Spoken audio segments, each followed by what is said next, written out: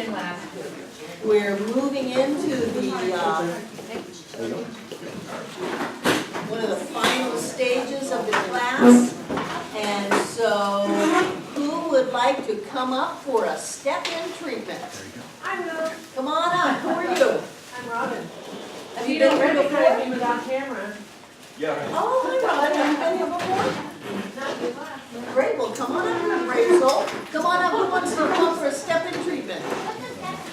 To do one of the steps in treatment. The opening treatment.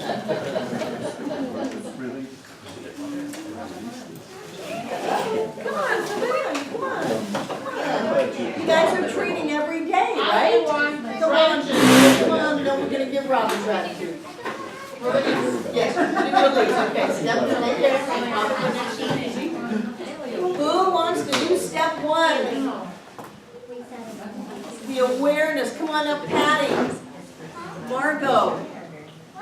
Give me step 3. You've been through prac class. Part of it, step 3. Who wants to do step 2? That which banishes any need for therapy completely. Knowing your oneness as spirit. That which God is, you are. I already fed it to you. You can do it. I have great faith in you. You can do it. Yay! Okay, so spiritual mind treatment is 5 steps. We have recognition of the presence of spirit. Identification, identifying our true nature as that which spirit is. Affirmation, affirming whatever it is we're going to decide on that the treatment is for. Gratitude, we are grateful. Release, we let it go. Okay? What do you want this treatment to be about? Love. Love. You want to write that down, Margot, or can you remember? No more than 3 things. We've got love, what? Money. Money, health, and health. Love, money, health for everyone in the class. Great. You thought I had forgotten about treatment, didn't you? Not you. No, not me. So take a deep breath if you want to. Close your eyes if you want to. When you're done with your step, communicate that effectively to the person next to you so that they're not just hanging out there waiting. And this is what I know. I know that God is all there is. Spirit is all there is. We are all there is. God and spirit and universe and the flow of energy and this whole creation is all there is. That's all there is. And it's beautiful and it's love and it's happiness. And it's all those things that we're always looking for, and it's inside us because it's all there is. All there is God. And I know that I am one with all that is. As God is love and money and health, so am I. So is everyone that's present. Each of us is that part of God that is special. We are one with all that is.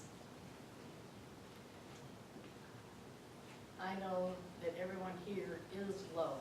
We give love and receive love, and the more we give, the more we receive. And I know that each and every one of us is abundant. The money flows in and through us abundantly, and we open our hearts to receive all the blessings of the universe. And one of those blessings is health. I know that each and every one of us is healthy. All of our systems operate at peak efficiency. We are the embodiment of vibrant health and wholeness, wealth and love. Through the source that lives in, as, and through each and every one of us, we feel and share so much gratitude with each and every person in this room and beyond.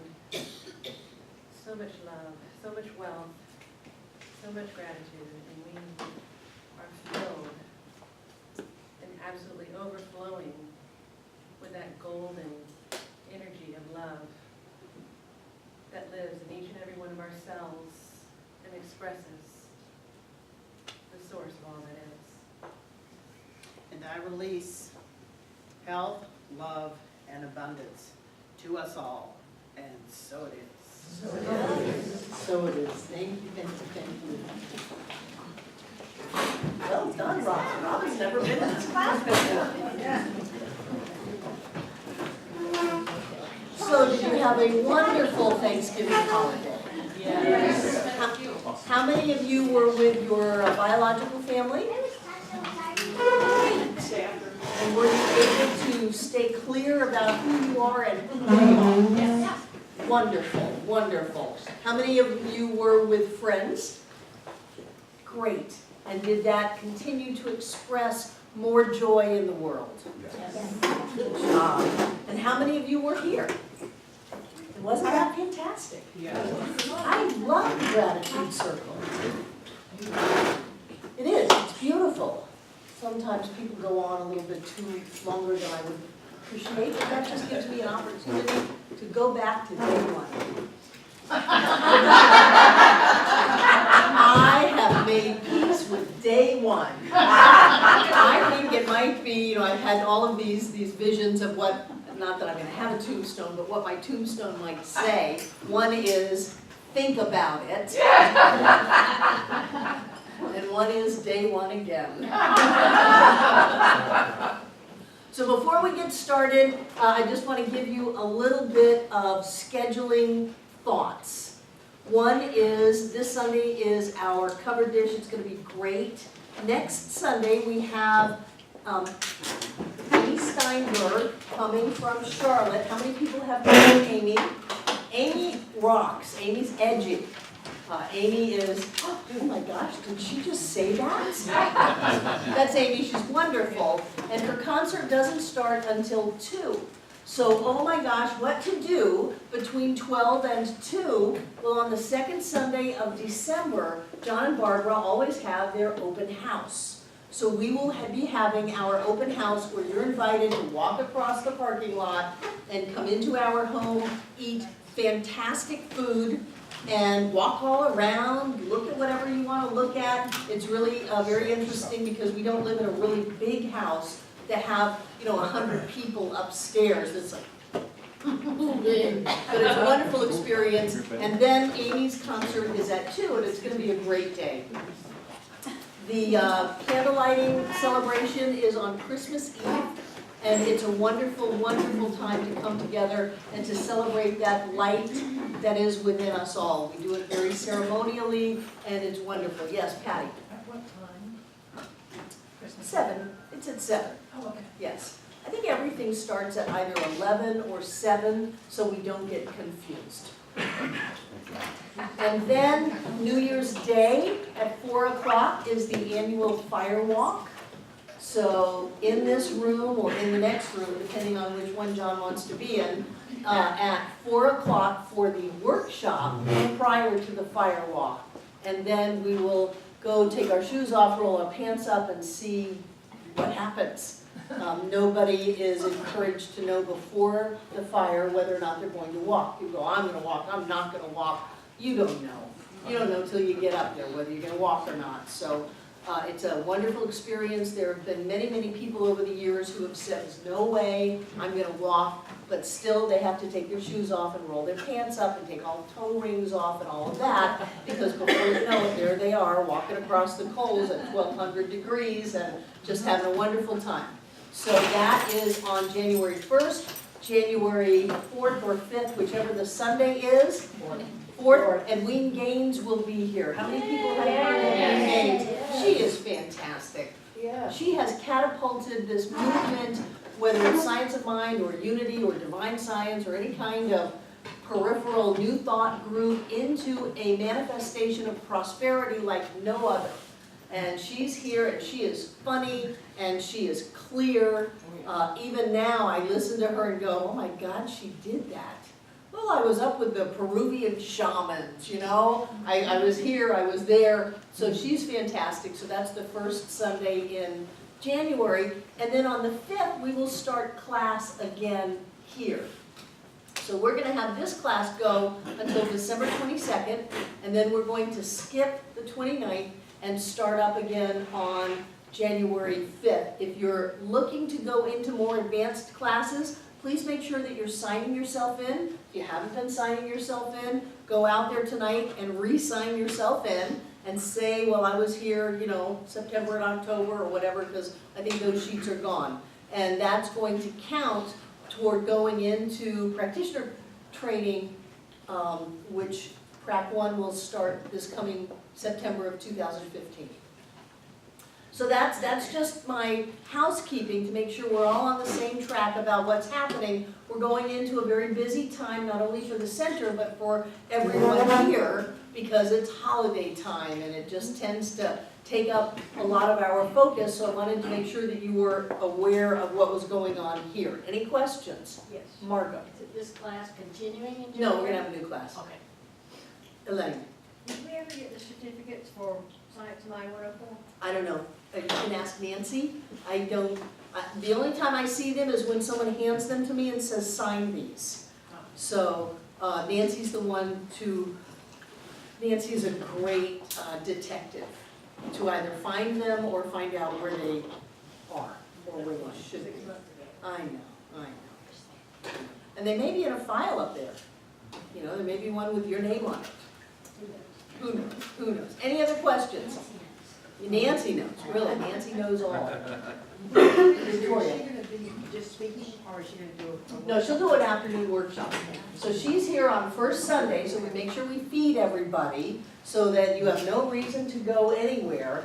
And as soon as we're done eating, we'll go back in the sanctuary, and usually people come from all over at a little bit before 1 to come and hear Edwene Gaines. She's just so wonderful. Good. Linvilla is a student of hers. How many of you were in Lynn's workshop? Yeah? Yeah. Okay. So I'm working on this idea of how do you shift consciousness? How do we shift consciousness? And we've been doing inner work, we've been not criticizing, looking at our gratitude, doing affirmations, doing spiritual mind treatment. We've been looking at things differently. We've been trying to make up a different story about things so that we can have a different viewpoint on it, a different take on it. We saw movies last week. How many people were there for the movies? Weren't those movies fascinating? There were 2 movies on happiness, and that when you allow yourself to move into both forgiveness and gratitude, your happiness level skyrockets. When you can share that gratitude with someone else, your happiness level skyrockets. And so we did that in this class. We did gratitude sheets. We shared that gratitude with each other. We did our own gratitude sheets at home. And there was, what else have we done here? I mean, it's just been so much.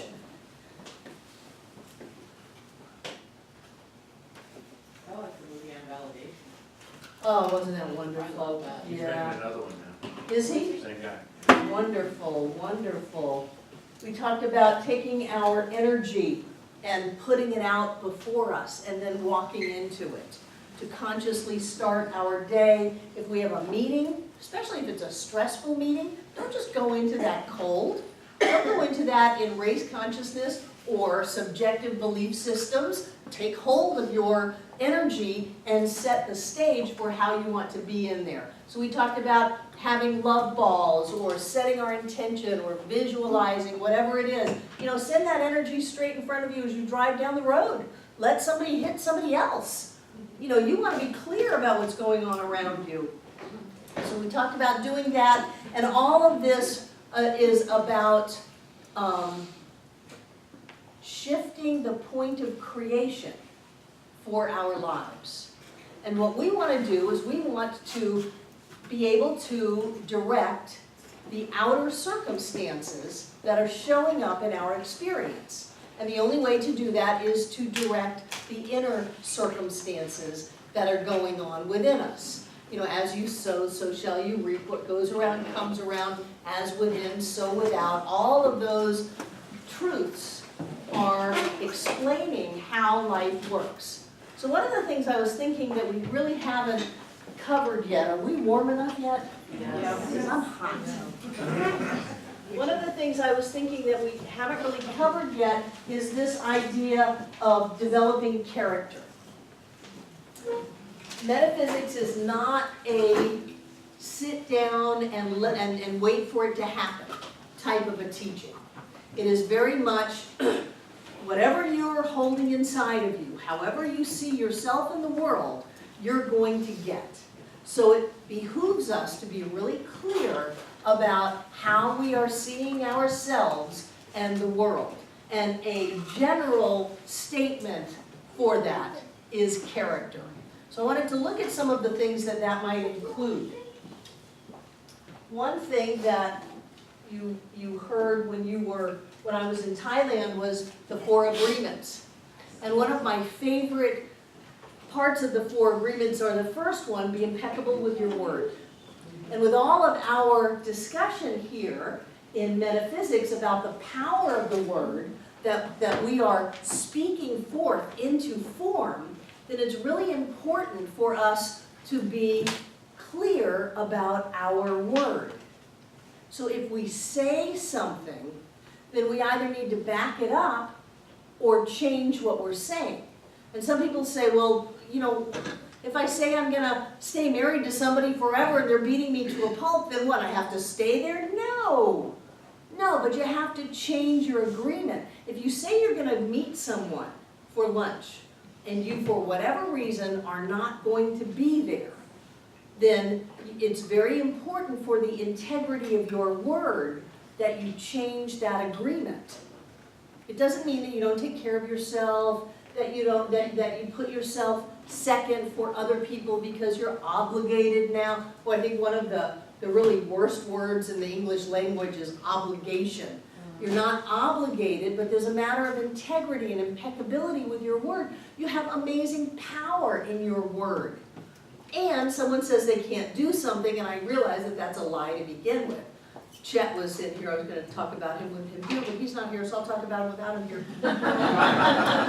He was here last Monday, and he said that he wanted to come to the Thanksgiving feast without coming to the gratitude circle. And I said, no, you can come to the gratitude circle without coming to the feast, but you can't come to the feast without coming to the gratitude circle. And he said, well, I can't get there. And I just looked at him like, I'm not buying this. And so sure enough, at 10:30, he marches in, you know, early for the gratitude circle. And I said, I knew you could be here. And he said, yeah, of course I could. But we, for whatever reason, we tell ourselves stories that are not about us being clear. It's about us being muddy. And we tell ourselves stories about what we can't do, about how hard something is, about how it's not working out, and that saps that power right out, and the clear tool that we're trying to use to create our lives, the power of our word, is then dissipated into mush. And so people say, well, I claimed it, I affirmed it, I spoke it, and nothing happened. And I just say, well, what happened to the power of your word? What have you been doing with that word? Have you been dragging it through the mud? You know, where have you been with that word? Have you been to the world of, I said I'm going to do it, but I'm not? Have you been to the world of lying? Every time we say one thing and don't have that energy of carrying through, we're lying, especially when we know. Have you ever told somebody you were going to do something and you knew you weren't? Of course you have. Not this week, but at some point in your life, you've used agreement to just get through the moment.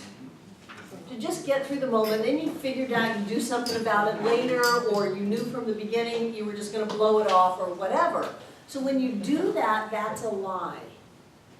When you do the same thing to yourself, oh, I'm going to pick something. I'm going to start being gluten-free. I'm going to start exercising. I'm going to start meditating every day. I'm going to do that spiritual mind treatment thing that Barbara keeps telling us we're supposed to be doing. I'm going to do that every day, and then you don't, you're lying. And when you lie, I'm not being moral.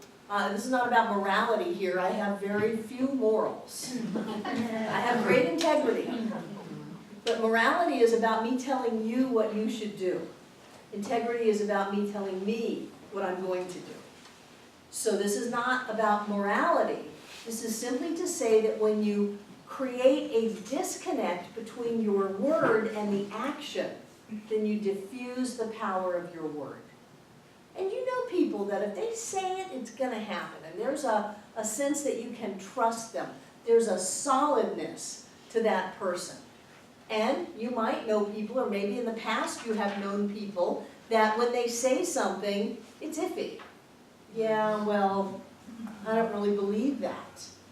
You know, and it's not an attack on that person, it's just an intuition or a gut feeling that there's not a strong, clear energy backing that up. So when we do that, and then we want to bring up our power of our word. I am a powerful, creative, spiritual being alive and well on planet Earth. I have more than enough. Money, time, health, joy, that's mine now. What happened? What happened was that perhaps our word has not been as clean and clear as it could be. So it's not about if you say you're going to get here at 7, get here at 7.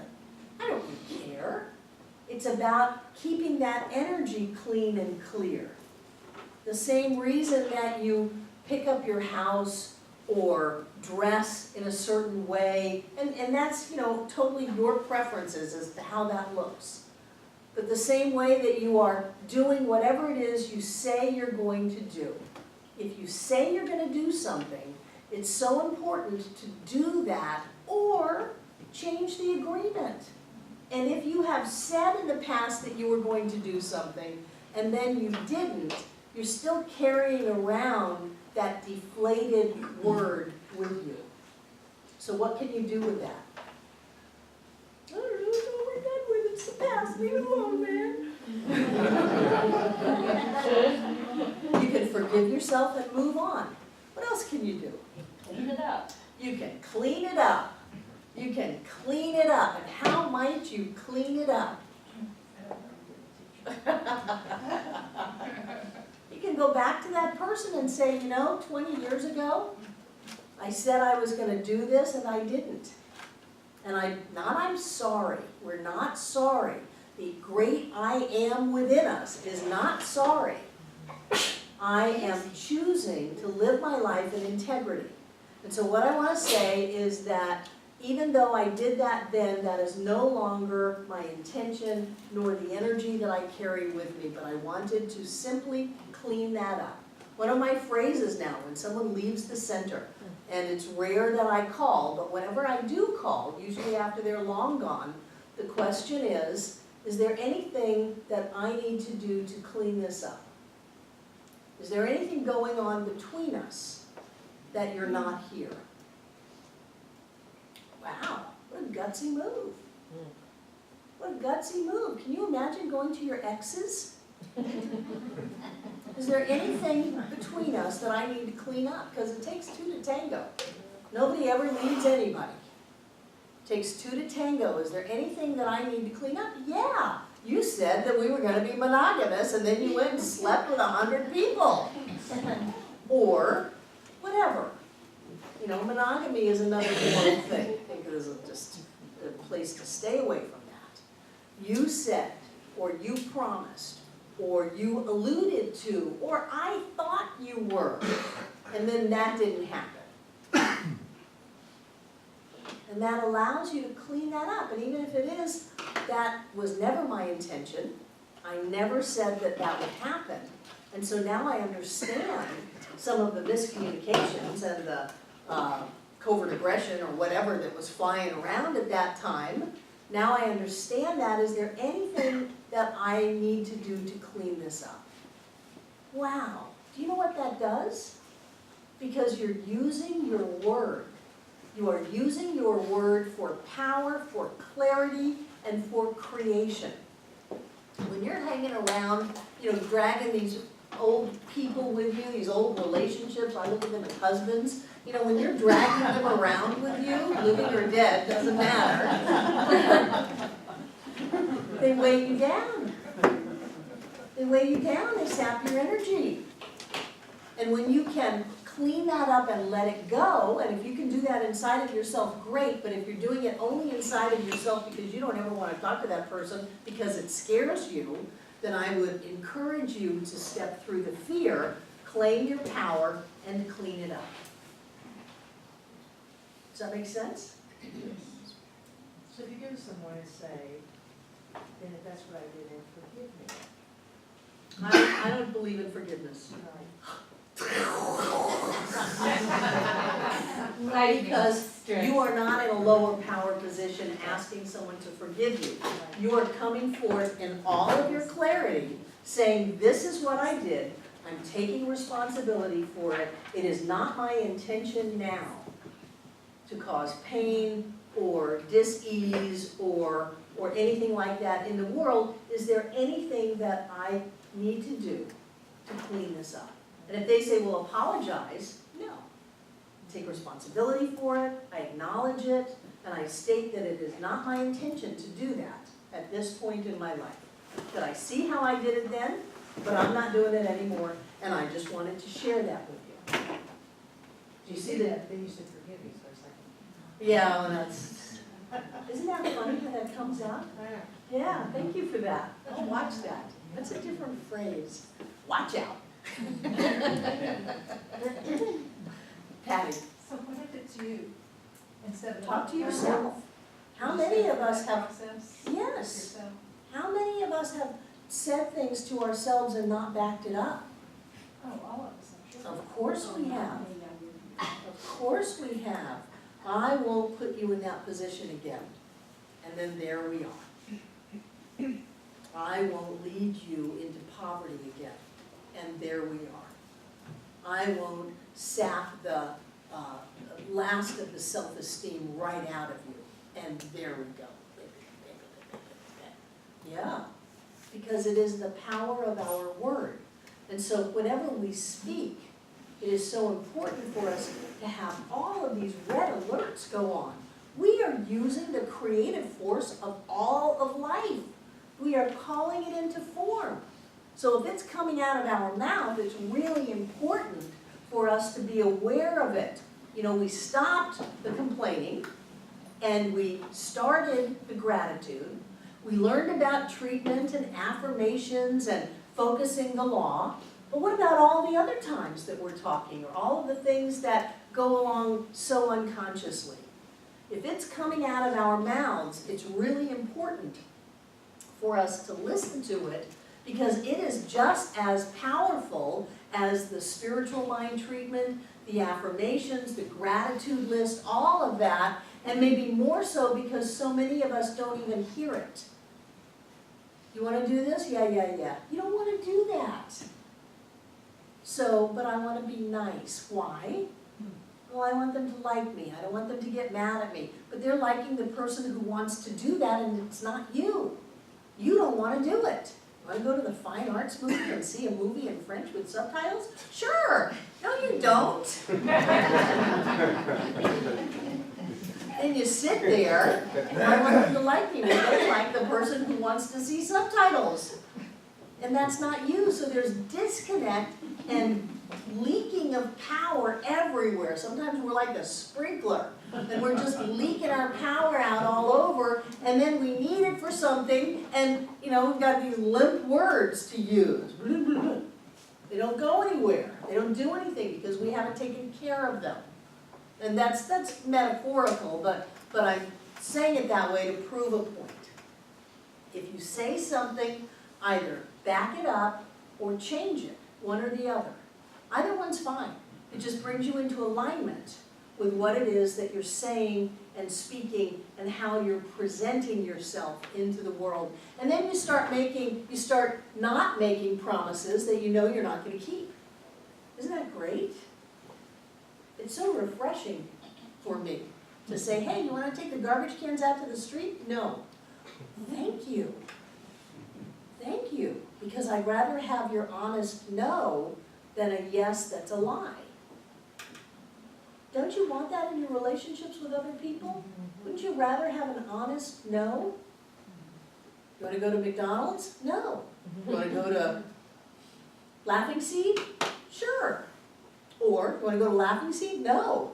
Okay, well, where can we compromise here? I figured those would be polar opposites.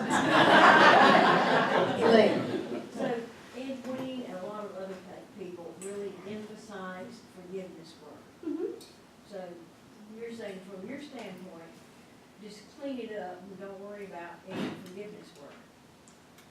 Well, Edwin's forgiveness process is very much a cleaning up. Yeah. It's an energetic cleaning up. My problem with forgiveness is that it puts me in a lower power position when I'm trying to get up in my power.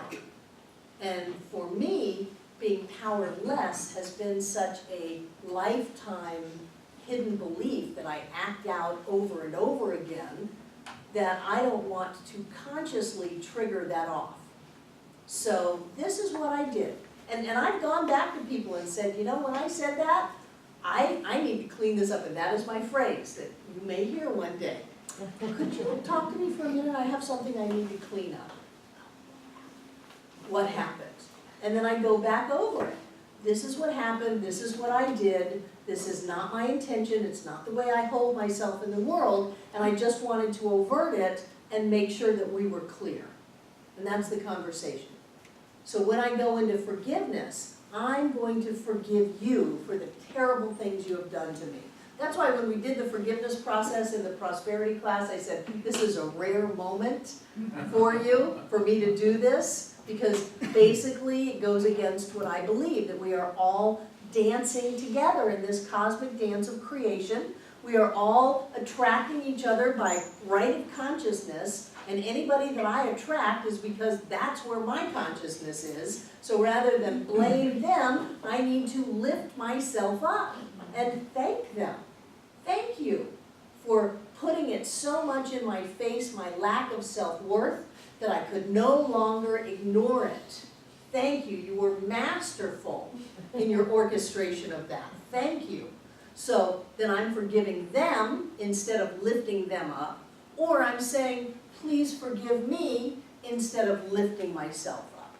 So that's my only issue with forgiveness. And however we get there is fine with me. If you want to do forgiveness work and listen to Edwin's forgiveness CDs and do the radical forgiveness workshop or worksheets and all of that, that's great. But the purpose is to get you out of the powerless position and put you into the powerful position.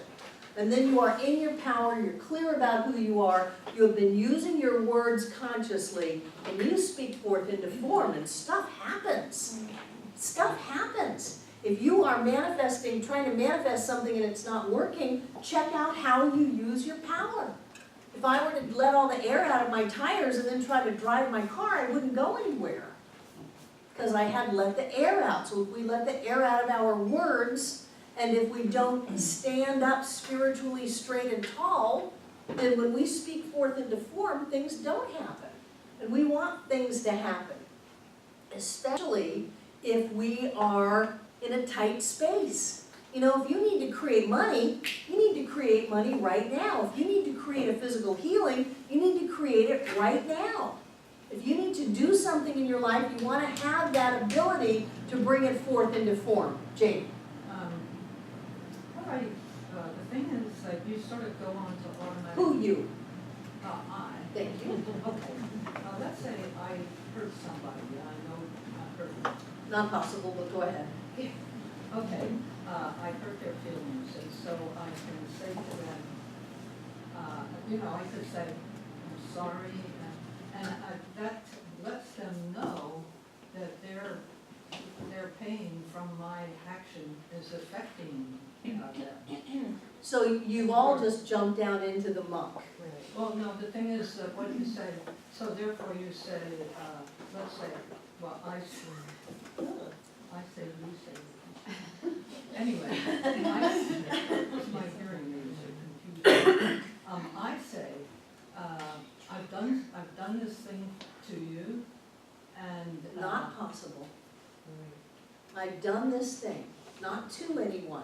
oh, okay. You did something. What they did with it is totally their business. Okay, I've done something and it's caused you No, pain. you can't cause someone else pain. They can choose to have hope Yeah, over what you did. okay, I took money from somebody, Okay. they needed the money, but I took it, I needed it.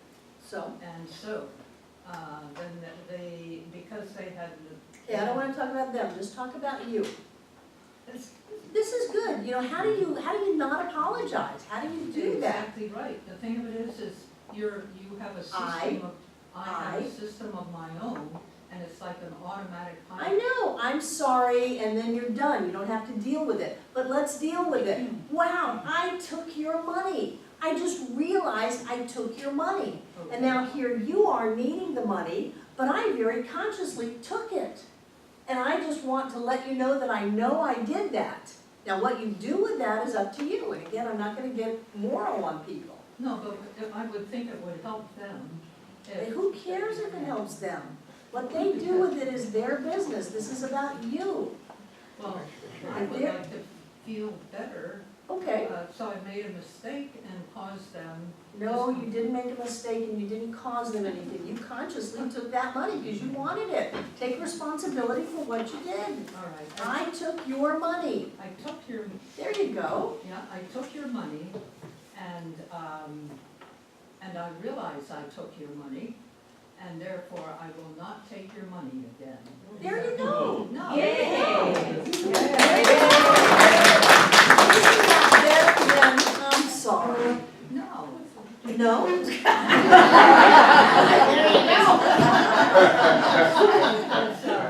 It's because I could say, I took your money, and I'm sorry, and I won't do it again.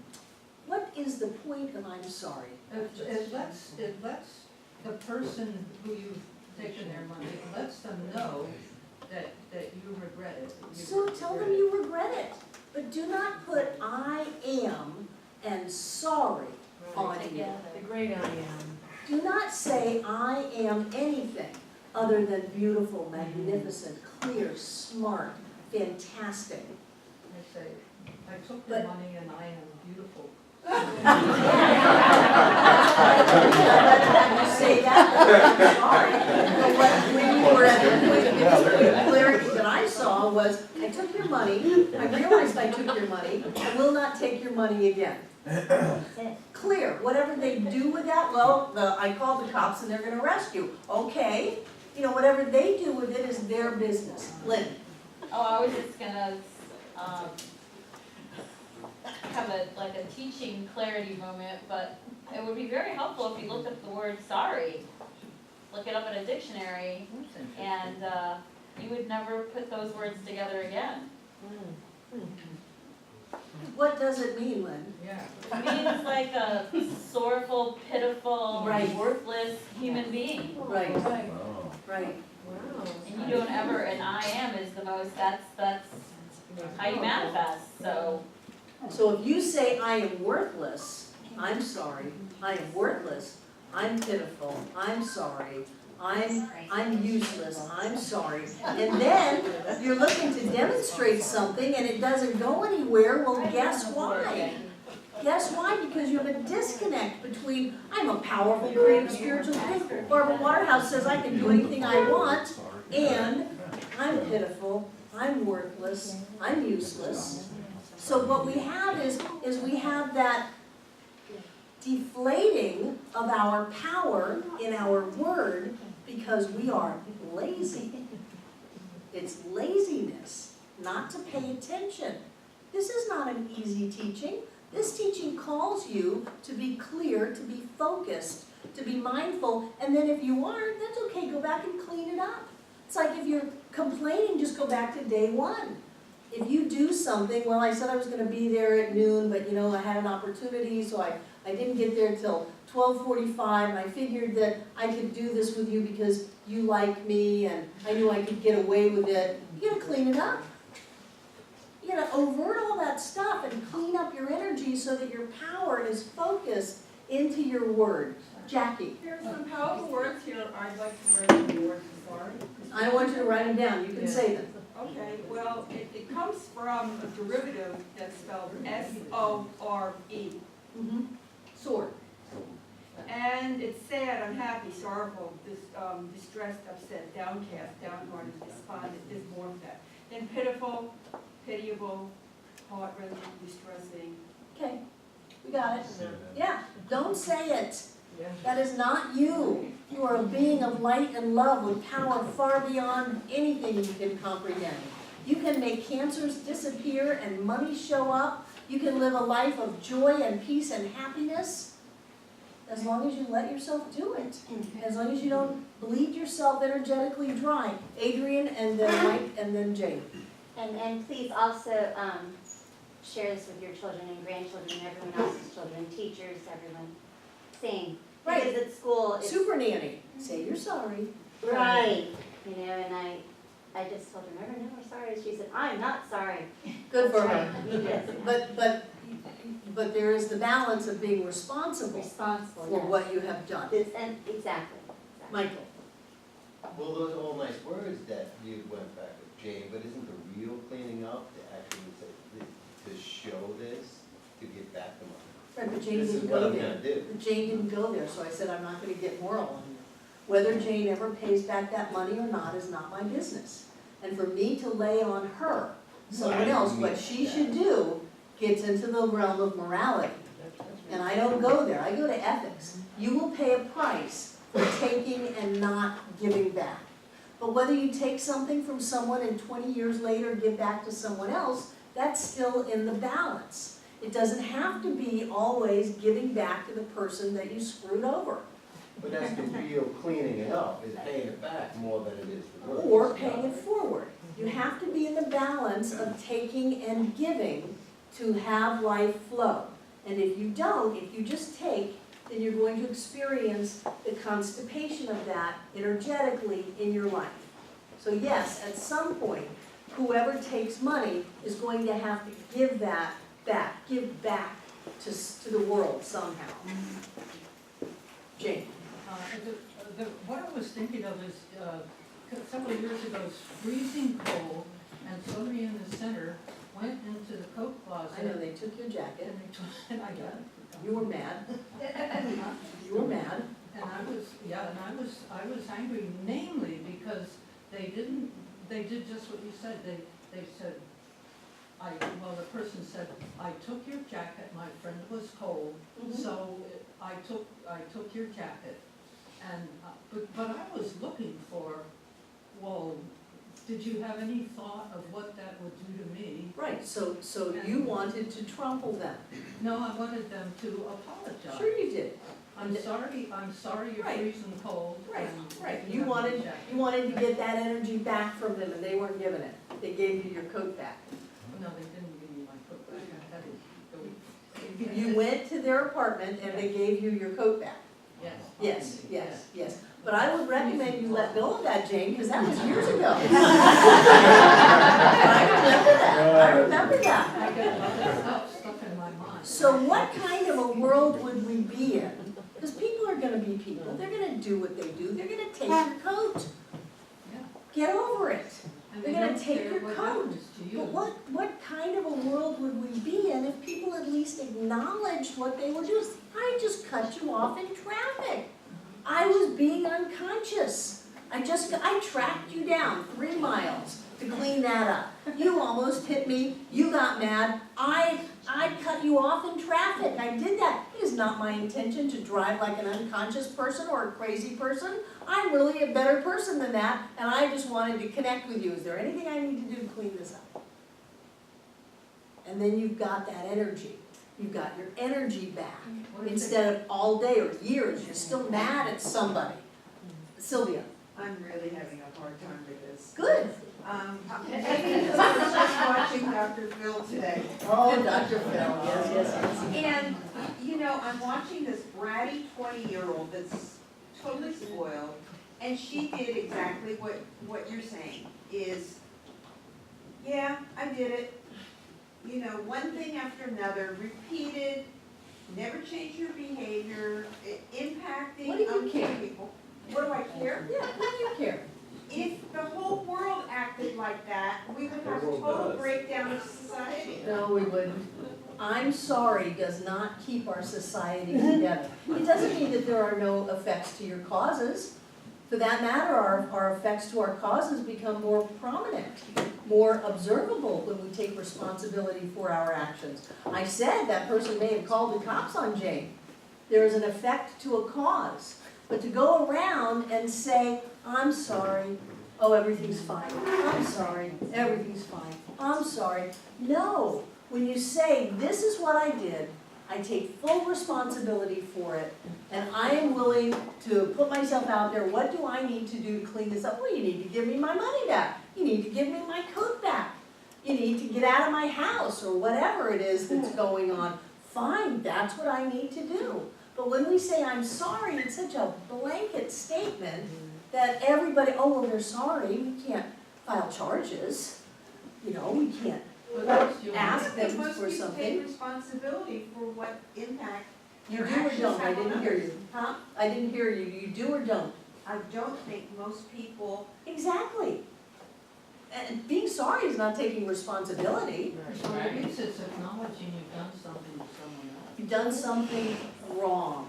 No, you've done something to You someone else. can't do something to someone else. We are trying very much to go from the socially acceptable world of two-ness, where you can hurt me or take something away from me, Yeah. into the spiritual realm of oneness. There is only one.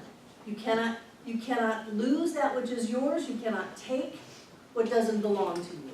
You cannot keep something that doesn't belong to you. You are open to those things flying around, and when you're responsible for what you're doing and what's going on in your life without all of these games of control and manipulation going on, then we have an opportunity not only to empower our word, but to do something about our lives. So many people gloss over yes, they're halfway there. They're halfway there in life, and they go a little bit and then blow it off, give it up, just forget about it. Well, I know I said that I would do this, but it's not that important. And then they gloss over it with something like, I'm sorry, or it didn't matter, or no one was really expecting me, or they didn't notice that I didn't show up, or something like that, some story about being small. And as the whole world does that, we are deeply entrenched in a lot of the sticky psychological dynamics of relationships, and nobody's being empowered at all. Everybody's going down into the muck and mire. So our job as spiritual beings, if you want to let your light shine, if you want to be a light bearer, a transformer of consciousness on planet Earth, then our job is to clean up our energy to the point where we have this big full flow, and we can use the power that is already in us, as us, to create the world that we want. Our job is to open up so that that light can come through. You know, when you want to be a light bearer, you want to shift consciousness, you have to open up and allow that to happen. One of my favorite quotes from Ernest Holmes is, take a deep breath, it's big words. Transcendence transmutes. To transcend the situation, to get out of the situation, it transmutes the very essence of it. And the rest of the statement is, it does not rectify. And that's actually Ernest quoting Sri Aurobindo. Transcendence transmutes, it does not rectify. We're not trying to get tit for tat here. Well, you hurt me, so I'm going to hurt you. Call it a marriage, you know. You hurt me, so I'm going to get you, you got me. We're not trying to do tit for tat. We're trying to raise our energy. We're trying to shift our consciousness to get a greater view, to lift everyone up instead of put people down and put ourselves down in the process. And the tool that we use, because we're, you know, metaphysics, we use the power of the word. So it's very important for us to be mindful of what our word is. And as it comes out of our mouth, to listen to it. Is this true with a capital T? well, you're a dirty, rotten racket. No, they're not. They're a powerful, creative, spiritual being. They're in your life by the law of attraction. You brought them in. You created them. You brought out the rack-and-fratchetness in them. Other people are experiencing this divine being, and to you, they're a rack-and-fratchet. You did that. And when we can start to see the world at that level and lift up, then we have that experience of transmutation. Marielle.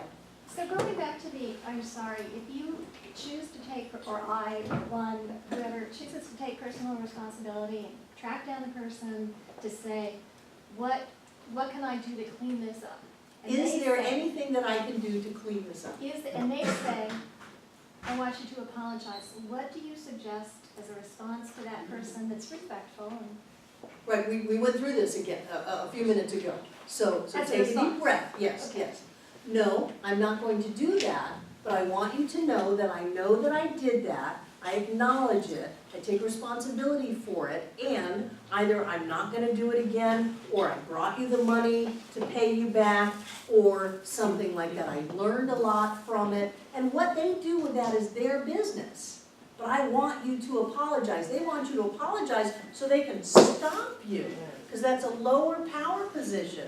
Don't you come up to me with all your power and creativity and self-esteem. I want to topple you. You apologize. That's what we do with kids.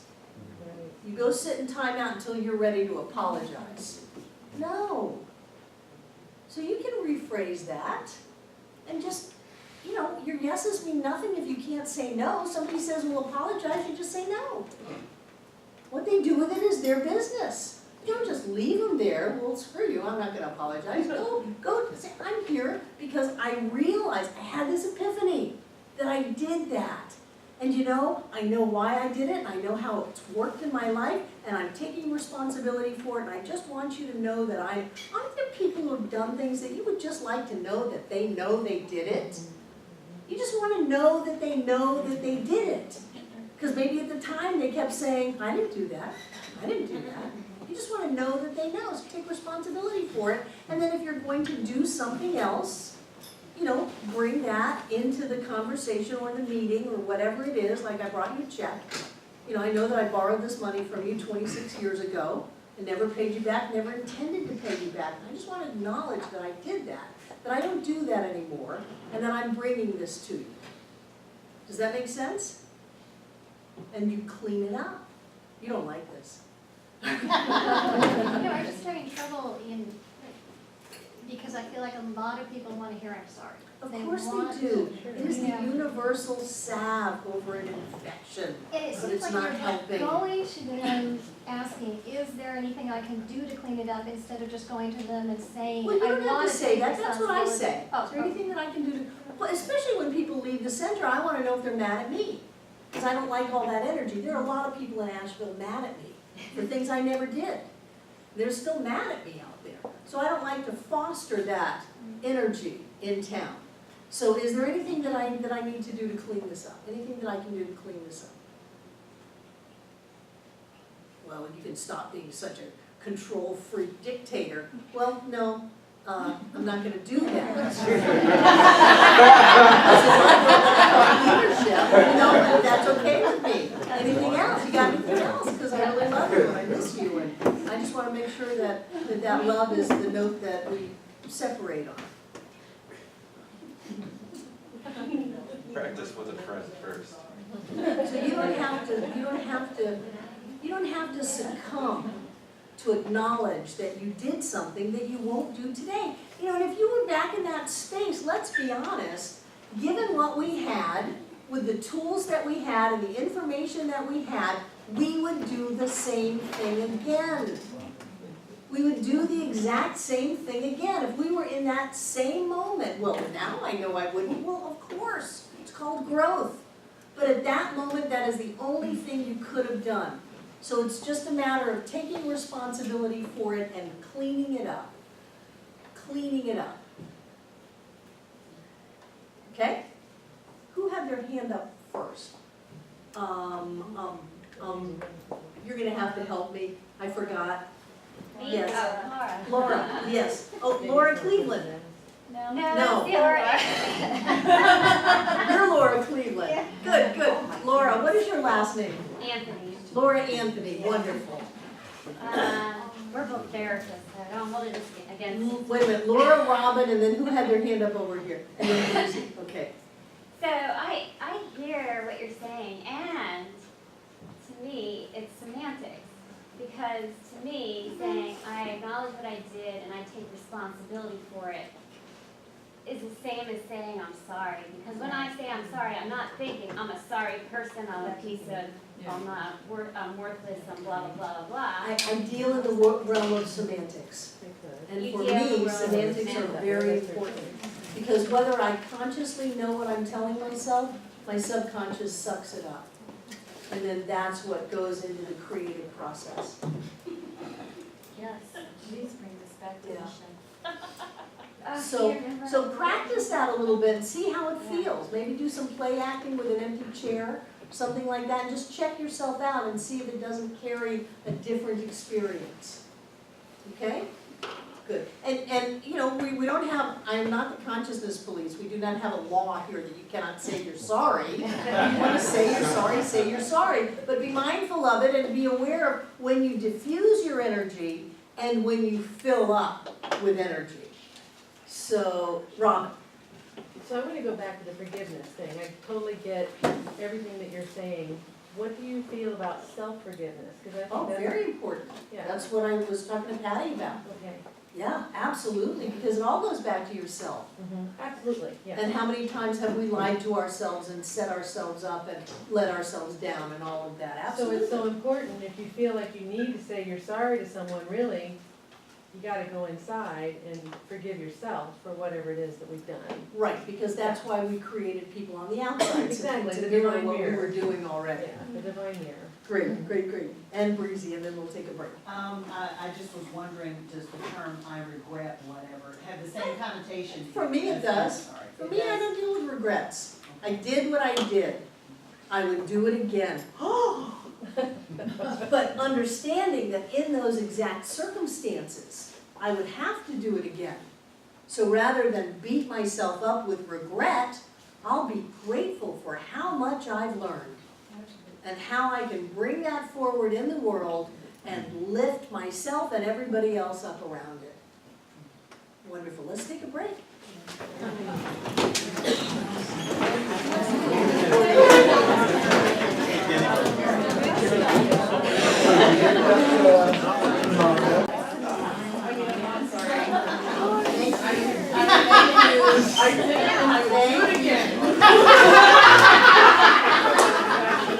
That's not what I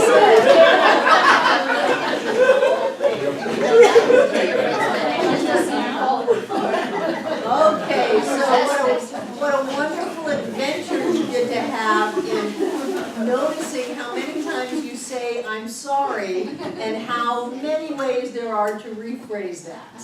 So good for you, good for you. We've covered 1 out of 10 points that I had to cover in class.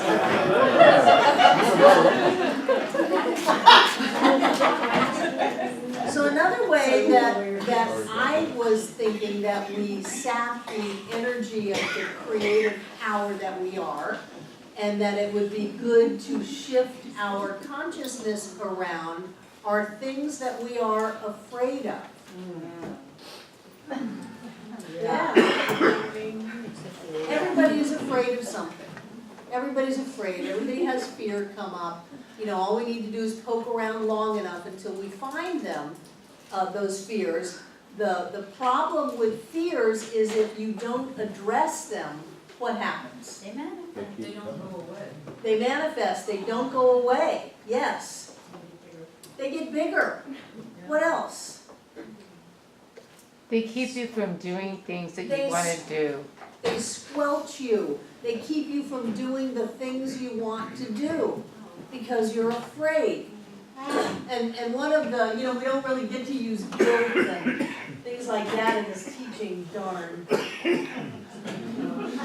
Or regret. We don't get to use regret. But one of the techniques that I've used in the past is if you were looking at the end of your life and it was right now, Are there things that you were afraid of that you wish you had challenged? Yes. No. Great, great. Not today. That means you've done a lot of work to look at your fears and to go forward.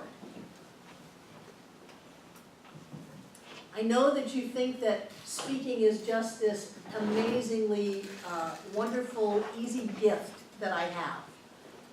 And it is a gift, and I do have it. But still, I get nervous. Still, I go home and think, that was a terrible talk. People wasted their time coming. It was just awful. Public speaking is one of the biggest fears that people have. It's the number one fear. Because you're out there. And sometimes, those of you who've been around me for a long time know when I'm out there, I'm just barely holding on. And there are things coming through me. The problem with that is that if I had gone according to my notes, I would have felt much more in control. But because I let go and let this thing come through me and happen to me, then I never really know whether it was good or not, because I'm not really sure what happened. So I say that because I know that people project a lot onto me that I am totally together and absolutely have no issues whatsoever. And what I want us all to know is that there are things to work on. And when we look at something as bigger than us, again, we depower, we dispower ourselves. And when we can stand up to that and say, I'm going to do this anyway. How many of you are nervous about the idea of going and cleaning something up with somebody? Yes. Sure.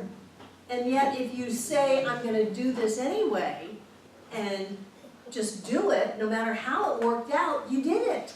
And so that fear doesn't rule you. Michael Beckwith says, don't tell God about your big problems. Tell your problems about your big God. And so don't worry about things that are on the outside that you created anyway. Get in touch with that presence within you and wipe them out. I had an issue this morning where I let our cleaners go. And they're wonderful people, they're just not cleaners. And I encouraged them to go find their genius. And it's not cleaning. But they're really sweet people, and this floor's never been this clean, but the rest of the place doesn't get any attention because they spend all their time on this floor. They're really good with floors and bathrooms, but it's a big place. And so I was gonna kind of get ready for it, you know, and I came over here for something and saw them and said, you know, will you just give me a call before you leave? And they said, oh, we're leaving right now. What do you want to talk about? Okay. And it's best just to do it, and to do it with as much clarity and love and support as is possible. There was nothing wrong. Nobody was wrong. There wasn't blame going on. And it's funny. It's not funny, but what I've noticed is that when I'm being clear, everybody knows it. They knew cleaning wasn't for them. They don't like to clean. They don't like to clean, and even though they might be good at part of it, we all knew something wasn't working. You've been in relationships like that. We all know this isn't working, so let's just go ahead and overt it, and then we can move forward. But if we allow our fear to hold us back, then that fear could be there forever, sucking the life out of us, squelching us, keeping us from our dreams. The dream is over there. We've got this one little bump over here that we're fixated on because we're afraid of it, and the more we think about it, the smaller we feel and the bigger it gets, and we could be over there having our dream if we would just go through that. Does that make sense? Yes. This is all about cleaning up your energy, giving yourself the experience of having what is rightfully yours instead of being a sprinkler and, you know, bleeding out energy and power in 100 directions because we're not paying attention to it and being good stewards of that which moves through us. To the point where when you're with someone really clear, and if you haven't been with Edwene, she is really clear. You walk into the room and you can feel her clarity because she doesn't let anything stay. I've seen her in the middle of retreats stop and clean something up with somebody. I just stop. She's not going to wait a moment and let that continue to be out of alignment with who she is and the power that she wields in the world, because she has work to do. She has people's lives to change. You can be around her, you're just feeling really strong about who you are because it's a vibration thing. And that happens when you are willing to put the energy and the effort in to maintaining your clarity and your power and not let yourself give it up with these illusions and these stories of smallness. Does that make sense? Good. Do you have a question, Jane? Not a story, but a question. No, it's about the fear. Okay. What you were talking about. My biggest fear is my mind cooks up something and I know it's wrong, but I can't, it just gets, I get frightened from it. You won't. Yeah, and the thing of it is, like, I got this idea that this person was. I don't want the not gonna show story. up. I don't want the story. How Okay. many people have their heads cook up a story inside of themselves? And you know it's false. And you know it's not right, but you can't quite seem to handle it. That's Has anybody ever had that? Sure. Yes, yes. It's like, I'm gonna go to the gym. Tomorrow morning, I'm gonna go to the gym. And then you're sitting there having a cup of coffee and some pastries. And well, I can't go to the gym now because I'm all heavy and, bloated, so I don't wanna go to the gym now. And you know that there's something that's not the way you want it to be, but you can't quite get over the hump. You're perfectly normal. Perfectly normal. What have you done to help get yourself over that? Because you know it's just fear. It's lack of self-worth. It's not being willing to stand in your own corner. Darcy. A lot of times the things that make me fearful are the things that I go after first. Because I know that I'm gonna feel much better once I deal with it, and a lot of times the fears just go pop. When you finally face them, they just go pop and they disappear. They aren't what you thought they were gonna be thinking about them. Yeah, they're not what I thought they were gonna be. How's your life going, Darcy? So fabulous. Right, because your energy is freed up. I've forgiven myself for a lot of things, and I've taken I've stepped out in faith a lot this year. I've placed a lot of trust in my faith, and I'm doing what it is I'm learning here. Good. When you do that, your life gets better. Much. Exactly. Who else has a thought on going through fear? Michael? Well, not just, when you say things like that, it helps me. Like when you go home, you think about what you said. Well, so when you said that, it helped me. When I go home. I do that too. Yes. And to hear that you do that, I don't know, it's just Totally neurotic. totally. So we're bonding with our wounds. Carolyn used to call this woundology. But there's a connection.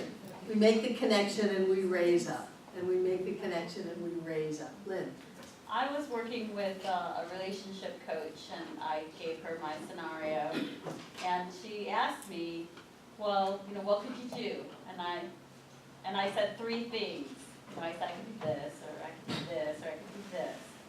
And she asked me how I felt about each one of them, and one of them I described. I said I would rather stick a needle in my eye, or that makes me feel like I want to vomit. And she said, okay, do that one. Right. Do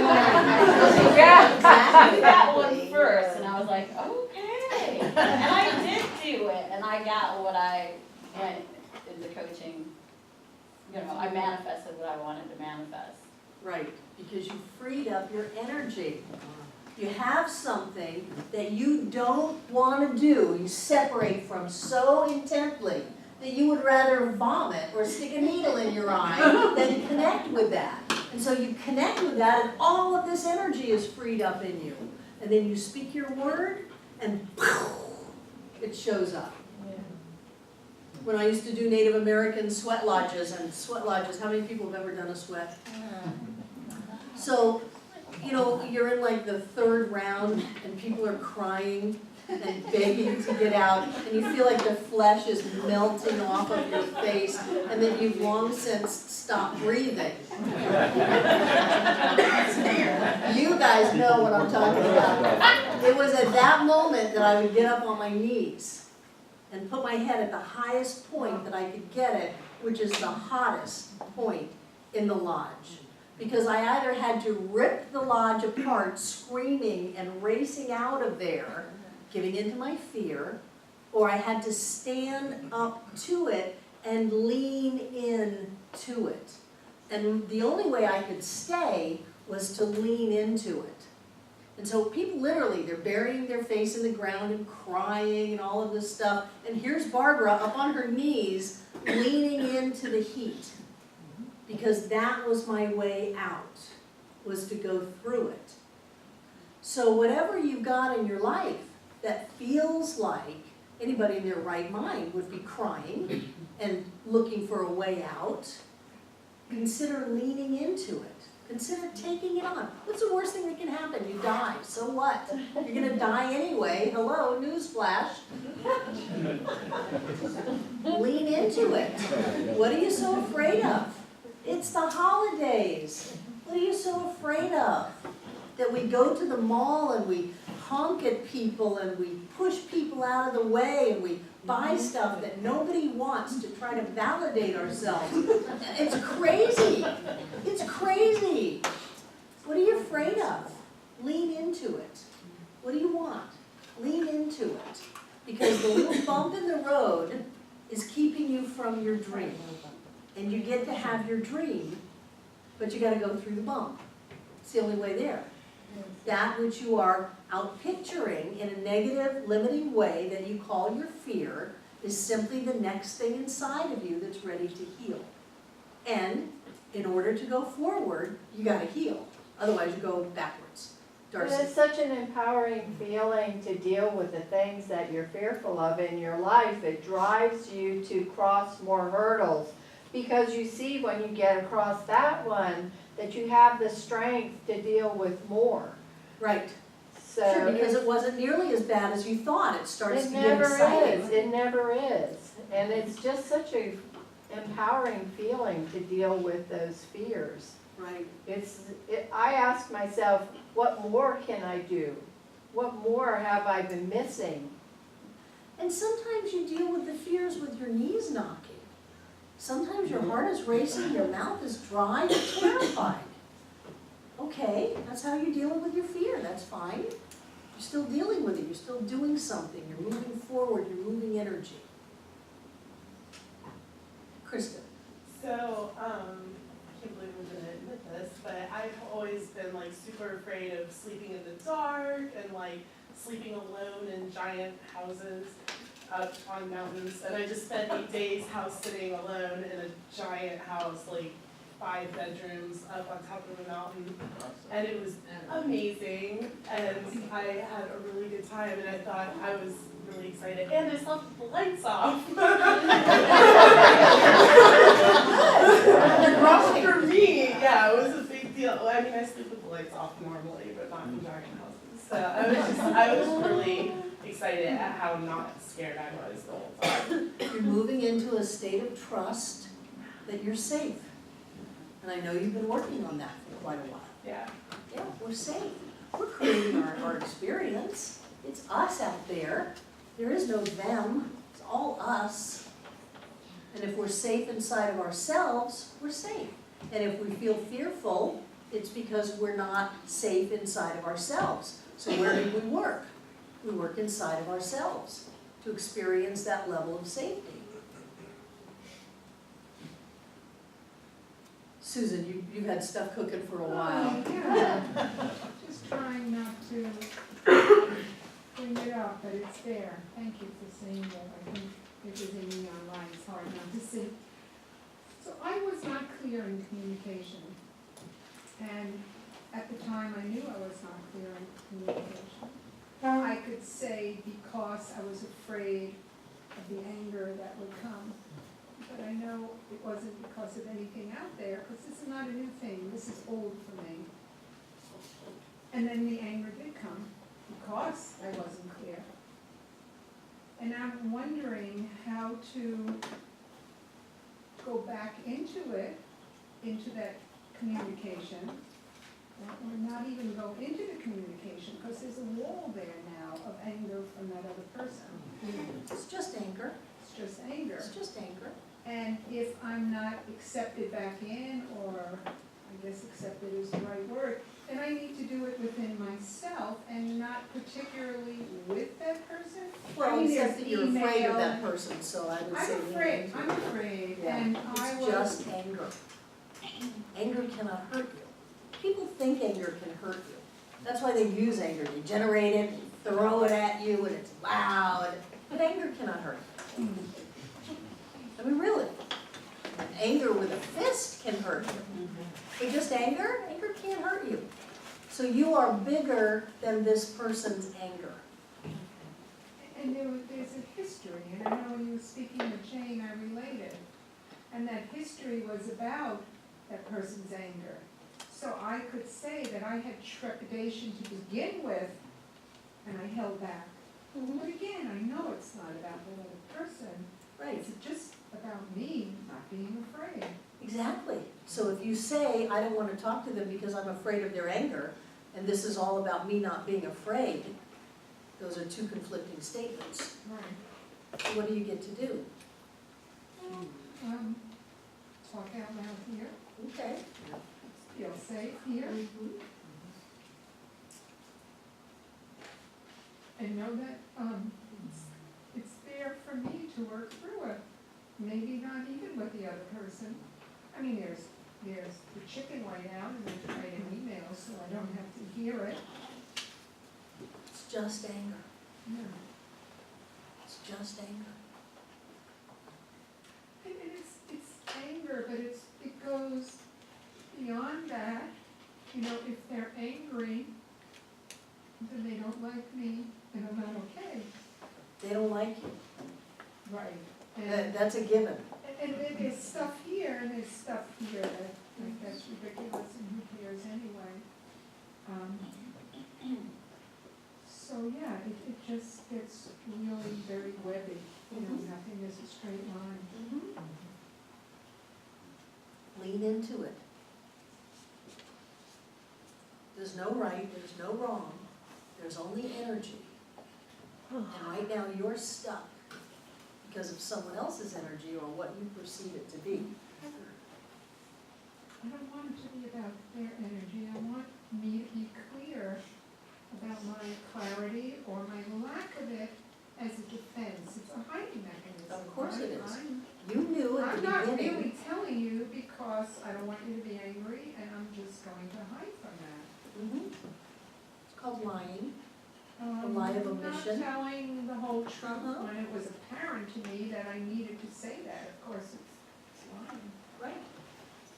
So stop lying, and whatever happens, you can handle it. You know, I wouldn't want you to put yourself in physical danger.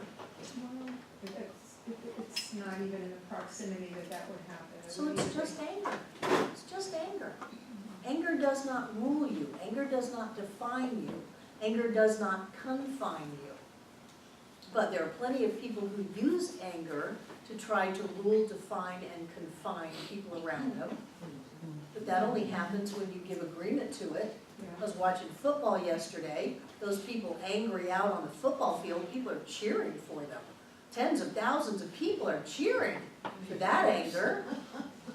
And then we get in a room with someone and all of a sudden the anger is terrifying. And that's old stuff. I mean, I don't want to be screamed at or anything. Then you don't have to be screamed at anymore. And you can get up and leave anytime you want. Or you can ask that person to leave. Or you can call the police and have them removed. You do not have to be screamed at. But for you to be afraid of anything keeps you stuck. Yeah, I know, I feel that so much. Yeah. And you know what the appropriate thing to do is when it is to do it. I'm not standing up here saying, Susan, you need to go confront that person right now. I'm not saying that at all. But I'm yearning for that clarity of if it's done, it's done, if it's not done, it's not done. I'm really craving to do something. My guess is you'll find something to do. I've always found in life that when there's something to do, it's in my face. I don't have to go looking for it. People say, I don't know if I should leave them or not. No, no, no, no. If you really were supposed to leave them, you would be talking to me from your new house. So when it's time for you to do something, it's up, it's there. It's not a treasure hunt. And until then, you know what to do. Yeah, thank you. Thank you for making it real. We are all so huge, and we play so small. And then we've convinced ourselves. We are all so amazing. We are all so powerful. We really can just reach and have things show up. But to do that, our tool has to be taken care of.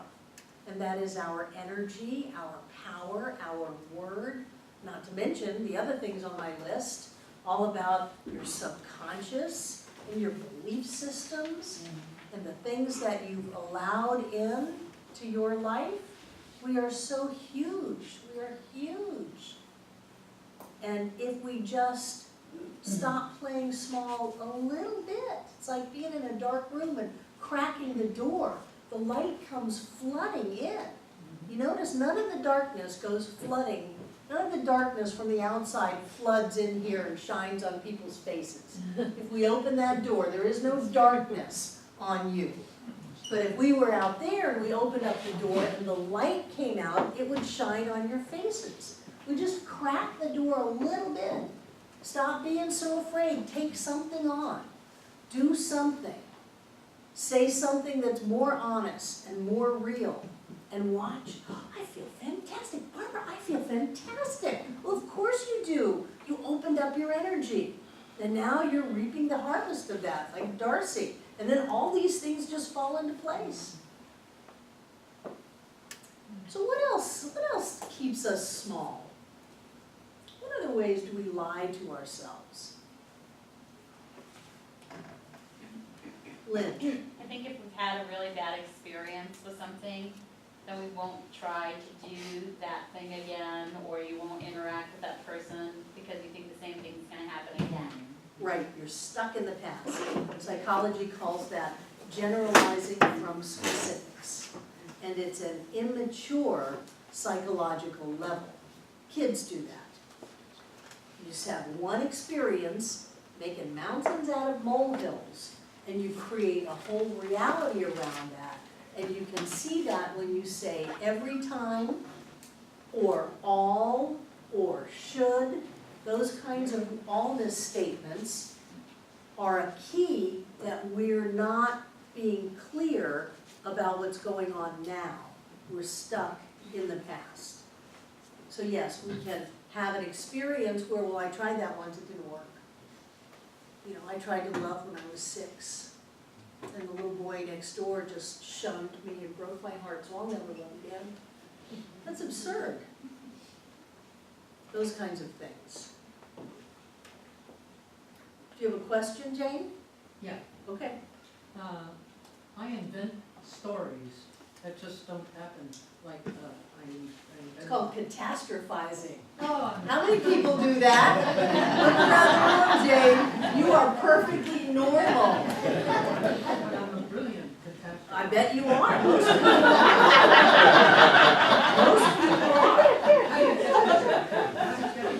You are more, how do you get rid of it? This is important. You are more mindful about what you think about, and that can be that you give yourself things to think about that you want to think about, instead of just letting your synapses fire randomly, which are going to take the easiest path, fire together, wire together. They have grown together into the catastrophizing thought. So if you want to think a different thought, then you've got to be conscious of what you want to think. Enter into affirmations and gratitude and listening to CDs or tapes or music that is specifically going to uplift you and give you the message that you want. How many of you just randomly turn on the radio? Very few people, because there's stuff on there that goes into your subconscious mind. Most people in this type of a self-help growth focus are going to be careful about what's in their CD player, what comes on, what books they read, what they watch on television, if they watch television, what they expose themselves to, so that they can counteract that neurotic thought of everything is going to pieces.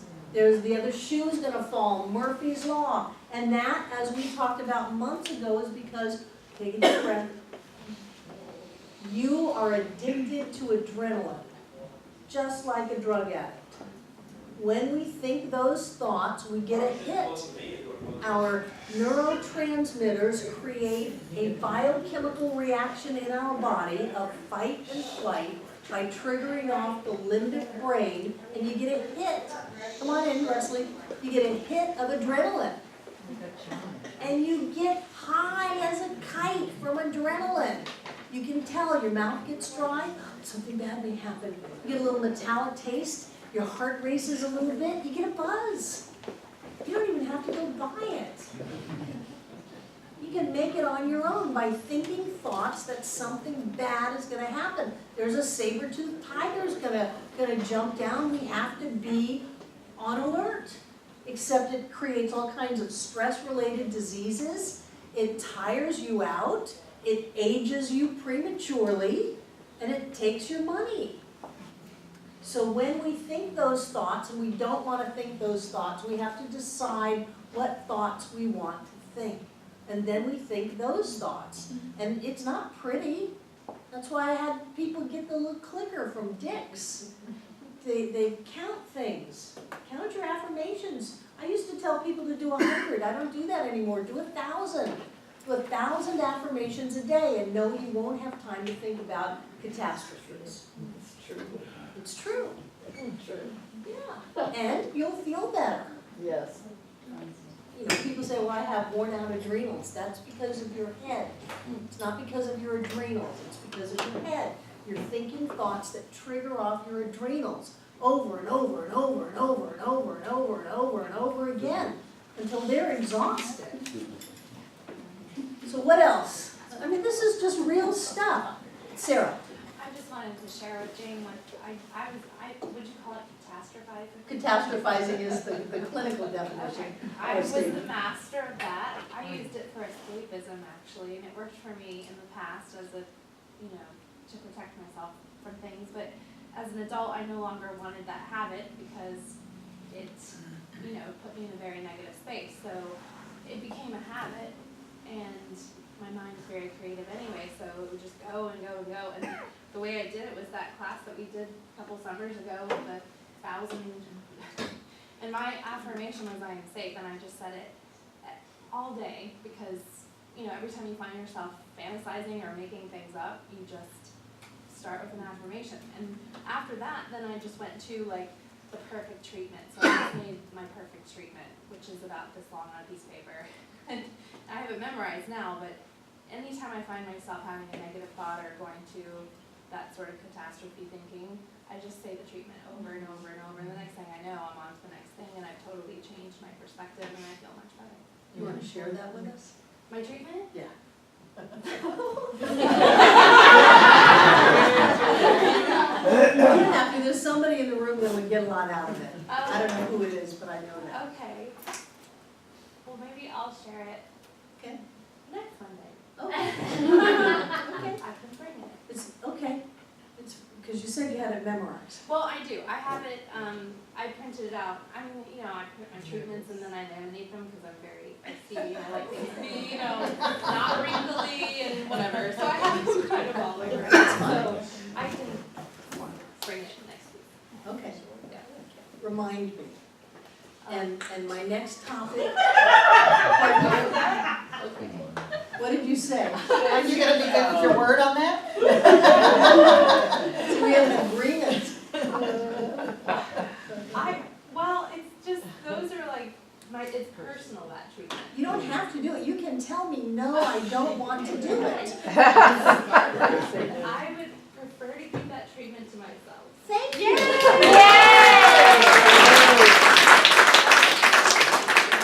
Remember this amazing barbarism. Your yeses mean nothing if you can't say no. So just, no, I'm not gonna do that. It's fine. Yeah. And my next topic had nothing to do with you saying you were gonna do it next week because we changed that. But what about procrastination? Yeah. What saps your energy, drains your self-esteem, makes you wrong, and is an ongoing experience? Procrastination. Yeah. And I do it, although it is one of my least favorite things to do, because then I have this thing hanging over me that I have to do. But I'm not doing it, but it's hanging over me. It takes much more energy for me to procrastinate than it ever would just to do it. And so I wonder, why do I do that if it's not for the purpose of having something hanging over me? And that's some pretty sick stuff. I mean, when you do something just for the purpose of the end result is to make you feel bad, that's masochistic. It could be that adrenaline thing. I don't have a fear response to procrastination. I have kind of a dread. Oh gosh, I don't want to do that.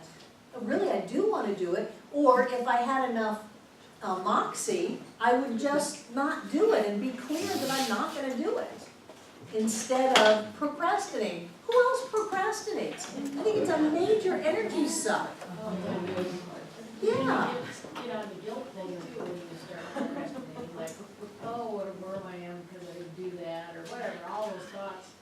And that's one of my challenges is procrastinating. Right, right. It's not a challenge, it's a game. It's a game where you lose. And every time you play it, you're playing it for the express purpose of losing. So how did I get the idea that I could win it?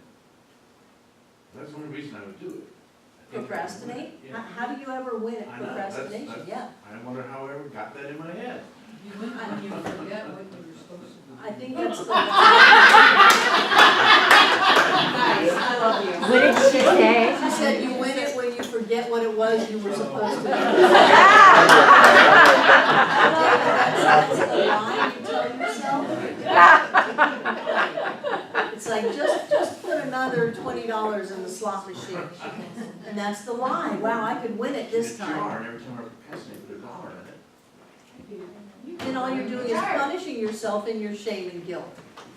And look at how you're protecting yourself. How would it be if we could find it within ourselves to either do it or not do it? Do you see the cleanliness of that? I'm either going to do it, or like Sarah, I'm not going to do it. Whoa, thank you. Let's not have all of this tension and dragging it out for weeks on end. I'm not going to do it. If you could just say you're not going to do what you don't want to do and then don't do it and feel good about yourself, that would be huge. Laura. For myself, I found that I got this belief that I work really well under pressure, and so then it gets procrastinated not doing it because I've told myself that I've had 3 months to do it, but I'll do it when I'm under pressure in the last 2 days. And then Well, you're just. And what you could do is just say, I'm not going to do it until the last 2 days. Instead of I should do this. It's on my list. It's been on my list every day for 3 months. Just, I'm not going to do this. For 2 months. I'm going to schedule this for the last 2 days because there's a part of me that gets high off the adrenaline, and I'm going to enjoy doing it when I've got a lot of pressure on me. I work good under pressure. That's fine. So if you know that about yourself, you can be honest and say, there's no way I'm going to do this until the very end. So just take it off your plate. And then, okay, I'm going to do it. And have fun with it instead of by 3 months later you've beaten yourself up, you have so little power and energy left that you don't have much to create what you want to create with. The whole idea about being honest, it was the first thing that Rocking Bear ever said to me when I went to him. He said, stop lying. I was totally insulted. I'm a religious science minister. I know the power of my word. You don't know me. You've never even met me before. Who the heck are you to tell me to stop lying? And I went home and started looking at how I lie all the time. All the time. Every time I say I'm not powerful, I can't, I shouldn't, it's going to be hard. That's a lie. Every time I look at someone else as less than God informed, that's a lie. Every time I give in to the world of effects. Well, you see, Thanksgiving I went to dinner after we were done here. Went to dinner with my first mother-in-law, 88 years old. My son and daughter-in-law came and she proudly announced that she had tested positive for the flu. Every time I give in to the idea that says, oh my God, you just hugged me. I don't believe in germs. I'm going to get sick. I don't believe in germs. Oh my gosh, I've got flu on me. I can feel it. I thought it was born to heal. Every time I go there, I'm lying. I'm lying. I'm lying. I'm lying. I'm lying. I don't know how. I can't. I shouldn't. Those are all lies. It's fascinating. Power of our word, the power that we wield and dissipate so easily. So procrastination, I want you to pay attention to it this week. Yeah. You don't have to do anything. Keep procrastinating. Just notice it. Notice how you feel. Notice what your game is. Notice what the setup is. Adrian, do you have your hand up to say something? Yes. I was just saying for people, well, I don't know about people. I procrastinate out of fear. You know, I might fail or it won't work out. Double whammy. I know. Yeah. Yeah, I'm so not just just notice that. I have procrastinated because. And notice what the end result was. It And wasn't if it's bad, yeah. small instead of big, that's the game. Bob. You're talking about procrastination, I was thinking about it, and sometimes what I'll do, I'll put it off, and I say, I'm just gonna let it gel. And then sometimes it shows up, sometimes it doesn't, but you're not ready to go there yet. And sometimes I'll So wait you're to not show up. procrastinating, you're Yeah. consciously saying, I'm gonna set it aside and let it gel. Right. I don't have enough information, I don't have enough motivation, Right. whatever, I'm not gonna do it. Again, if we can just be honest with ourselves and stop doing what we don't want to do, we would have so much energy, so much freedom, so much joy. Karen. Back to saying I work better under pressure. I did that a lot in my life. And I finally came to the conclusion that I work under pressure. And I don't work as well under pressure as I do when I'm doing it in a creative space. And so it took many decades of backing that message into, yes, I work under pressure, but I can choose to work in a creative space with not so much pressure. And it's changed the whole behavior of it. Do you remember the happiness quiz a couple of weeks ago? Remember that? The first statement was get to know yourself and like yourself. Get to know yourself and like yourself. Instead of, this is the way that I am and it's wrong. This is the way that I am and it's right for me. So I'm going to go with it. So many people are trying to change themselves into what they think they should be. Red flags, should, thou shalt not should on thyself. They're trying to change themselves into what they think they should be instead of getting to know themselves and enjoying who they are. I like coffee. I like sugar. I like white flour. I'm really happy with that. I feel no need to change that. I'm good. I'm good with it. And someone else has total freedom because I'm good with me to not like coffee, to not like sugar, to not like white flour. That's fine. You can be tea drinking, gluten-free stevia. It's fine with me because I'm good inside of me. But when I'm trying to change me, then I project that onto the whole world and try to change everybody else. So when you find yourself projecting onto the whole world, turn it around and say, this is about me. You should do that. I should do that. You don't deserve that. I don't deserve that. Oh my gosh, what am I saying? Bring it back to yourself, and what you'll do is you'll clean up your energy and things will change. You will look different, your finances will change, your life will change, you will have much more energy because you're not using all of that energy in self-defeating ways. I think we should continue this conversation next week because I still have, I think, 8 more things on my list.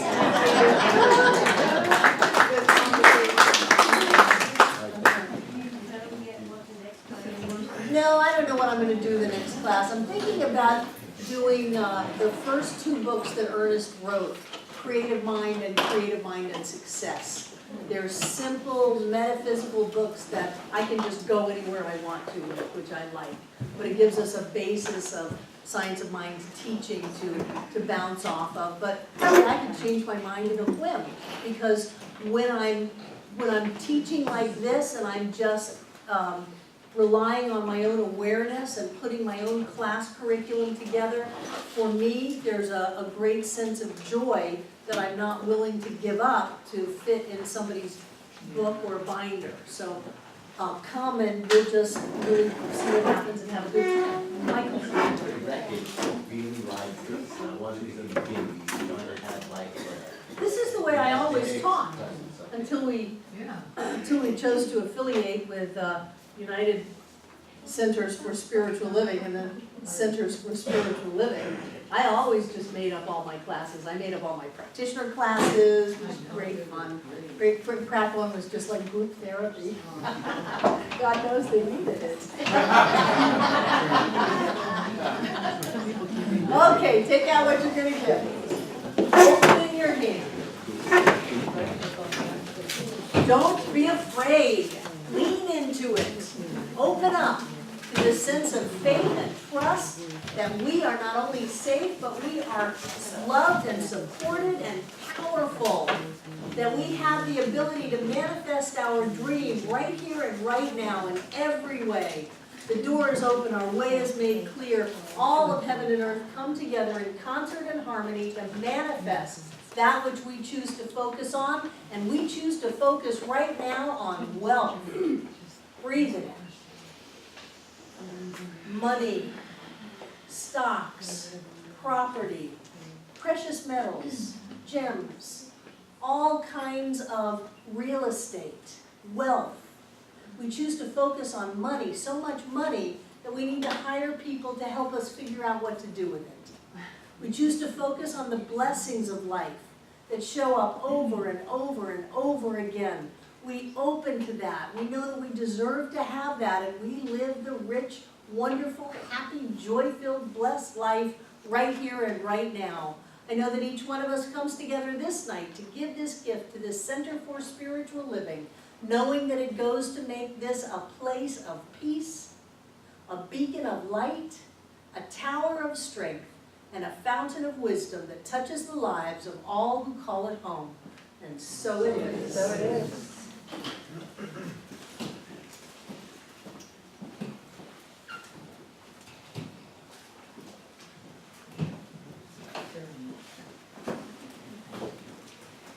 Breathe it in, breathe it in, breathe it in. I don't know why, but I'm seeing stacks of gold. Breathe it in. Breathe it in. We have a divine inheritance that is already in place, that is ours for the taking. Ours for the taking. Breathe it in. Take the life that is yours to have, that you are meant to live. And what I know is that everything in these baskets is blessed, that we are blessed, our giving is blessed, this center is blessed. We cannot help but have our lives get better and better and better. Each one of us prospers. We awaken in the morning filled with energy, delighted in the new day. And serendipity and synchronicity come together to pour blessing after blessing after blessing through us into our lives. We are blessed. And so it is. So it is.